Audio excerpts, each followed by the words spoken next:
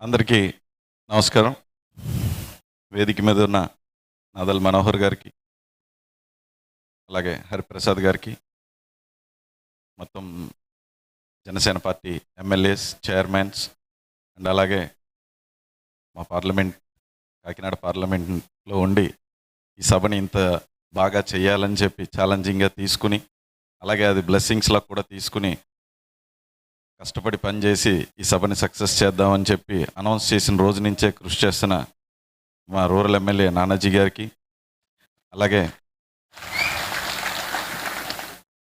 మా కోడా చైర్మన్ తుమ్మల బాబు గారికి, నా ముందున్న రాష్ట్ర వ్యాప్తంగా వచ్చిన మీ అందరికీ కూడా నా హృదయపూర్వక నమస్కారాలు.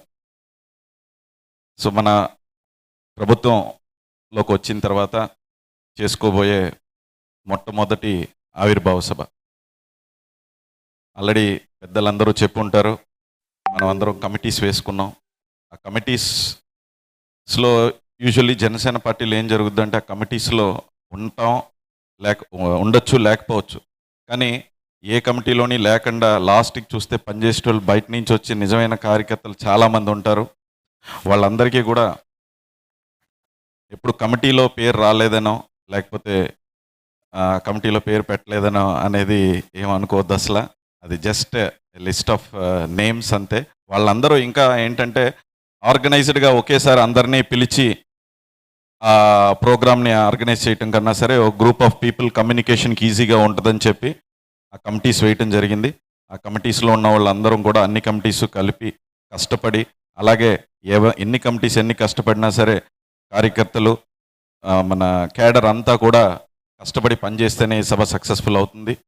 సో మనకు మెజారిటీస్ ఎలా వచ్చినాయో, మనకి ప్రజలు ఎంతలాగా మనకి అభిమానం చూపించారో, ఆ రోజు మాత్రం వాళ్ళని లోపలికి వదిలేరు, వీళ్ళు లోపలికి వదలలేదు, వాళ్ళు ముందు కూర్చున్నారు, వెనక కూర్చున్నారని మనలో మనం మాత్రం బాధపడద్దు అసలు. అంటే అంత పెద్ద ఈవెంట్లో ఆర్గనైజింగ్ చేసేటప్పుడు ఇలాంటి ఒక 2-3 జరిగితే జరగచ్చు.